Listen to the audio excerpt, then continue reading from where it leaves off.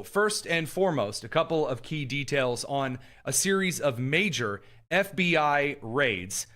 So the Federal Bureau of Investigation has engaged in a series of raids in the state of Minnesota, northwestern Indiana.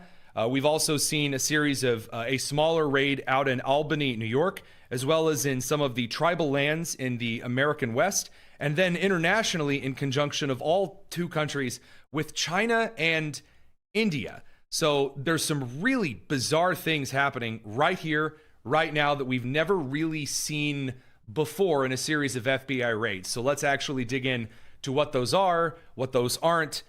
You have some footage that we've seen over the last couple of days with the Federal Bureau of Investigation conducting a series of raids in Minneapolis, really wholly focused around engaging in a series of fraud allegations and evidence that has been sent over from independent journalists like, of course, Nick Shirley, earlier Minneapolis Star-Tribune reports, whistleblowing reports from the Minnesota State Legislature, also, of course, from a series of disturbing allegations from individuals like Representative Ilhan Omar's office and the magical mystery funds that went from $30 million to $18,000 in the disappearing winery in California.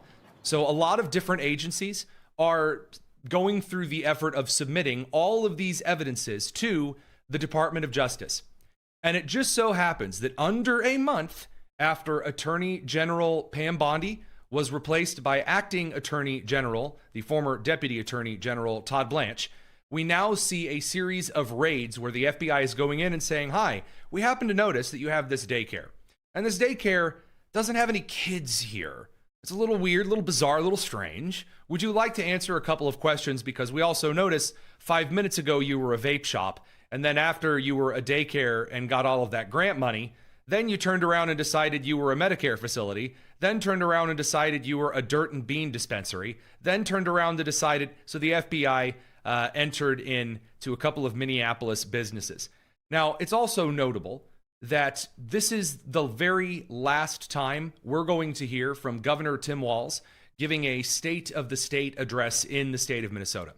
So you may remember that Governor Tim Walz was running again for governor, and then it turned out that a lot of these fraud allegations and a lot of other really just consistent, awful governance allegations against his office made him such a sour, disgusting taste in the mouths of Minnesotans that this man had about as great of a path to being governor as Eric Swalwell of California.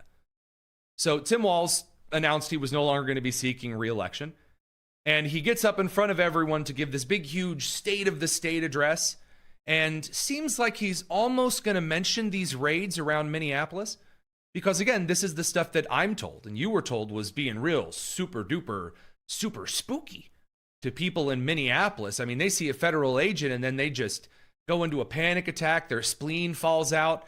I guess because everyone in Minneapolis is illegal or something. So Governor Tim Walz decides after, again, the FBI's raids appear to be more linked towards the record level of fraud that Governor Tim Walz has presided over, he decides to pivot into Old Faithful. So what's Old Faithful? Well, for Chuck Schumer, Old Faithful is talking about Jim Crow. It's Jim Crow 2.0. But what is it for Tim Walz? Well, for Tim Walz, the Old Faithful is there's attacks on transgenders and the LGBTQ. Here's Tim Walz, Minneapolis. He says the attacks are everywhere. And our trans friends and neighbors are facing an all-out assault on their simple right to exist. From whom? Where? Where are these assaults coming from? What is he referring to? The Supreme Court of the United States this week confirming the stay that said, yeah, you only can be man or woman on the passport, a critical piece of documentation. Is this what we're all up in arms about? Or sorry, is that ableist to say up in arms? But here in Minnesota, we've instituted protections, including the right to gender-affirming care, because we're a place where everyone belongs.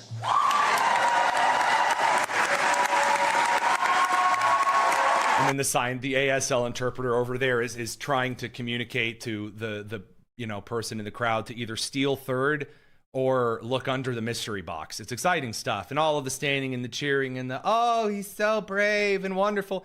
He got out on social media. He tried to do some of the same routine. He did. He got out there and thought, as Tim Walz, I know what I got to do here. I got to get out here. I got to get ahead of these allegations. And I gotta get out there and say, I'm Tim Walz.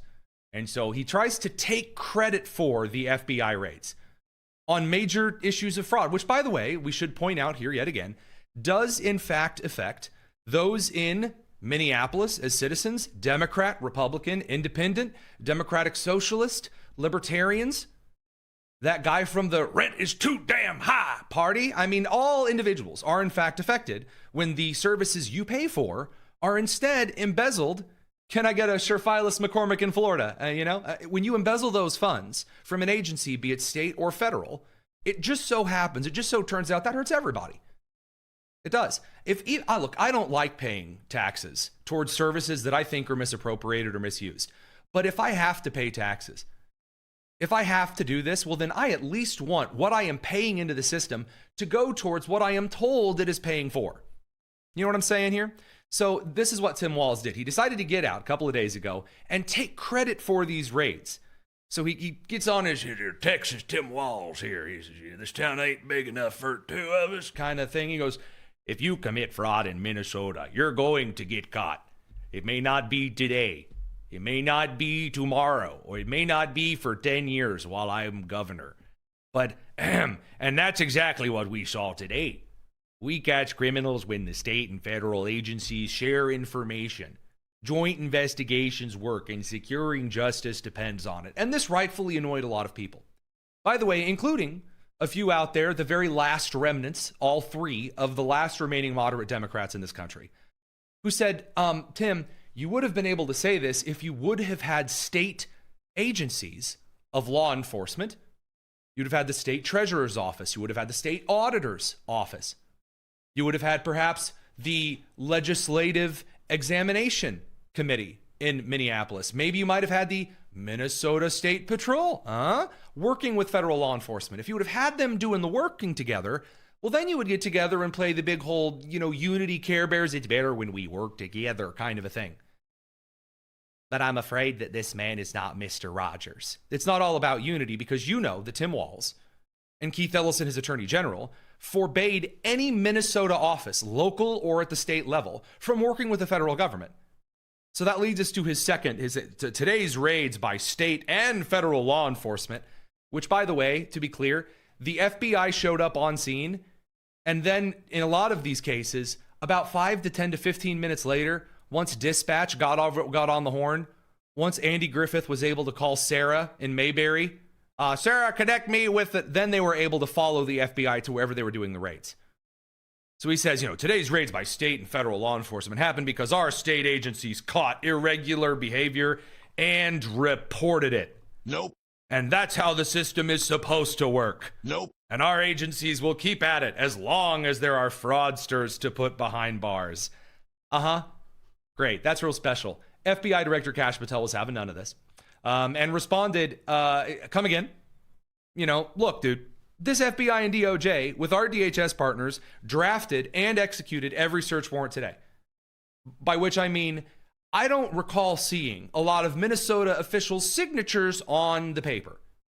I don't remember, you guys, if you didn't know this, state police agencies, state attorneys general, state offices of attorneys general, and then the office of governor can request, there is a private line, a private inbox, if you will, a little fax number just for these groups to call the FBI and request a raid or further investigation. The Department of Justice has people that they hire and pay way too much money every year to sit by the phone and ask, gee, I wonder if Tim Walz is going to call me today and ask for help. But you know what's kind of funny? Tim Walz, survey says, times Tim Walz called and asked the federal government for help. No examples of this whatsoever. And the rest of the country knows this, so a very good riddance to Tim Walz. Now, there are a couple of other major FBI raids that have happened in the last couple of days. For example, in northwestern Indiana, 22 separate indictments delivered on an alleged illegal gambling ring out of northwest Indiana. Just for the record here, CBS Skywatch points out one of these places was over Gino's Steakhouse in Merrillville, Indiana, where I have eaten before. And I got to tell you, the steak there was not that good to also house an illegal gambling ring. You're going to be a restaurant that houses an illegal gambling ring. Pro tip, be a good restaurant. So, just throwing it out there. Maybe if you're serving up shoe leather and calling it steak, don't expect the Federal Bureau of Investigation to be real nice when they come around serving warrants. So that 2 restaurants, 1 home in Northwest Indiana, that's a pretty sizable raid. Also, the first major Federal Bureau of Investigation operation, this one called Steadfast Promised. It's a first ever kind durational campaign, quote, to crush violent crime on tribal lands, end quote. This is a really big issue. A lot of people don't realize, but on a lot of Native American reservations and tribal lands in the United States and Canada, crime is every single kind of rampant. And again, when you create permanent welfare states, that tends to happen.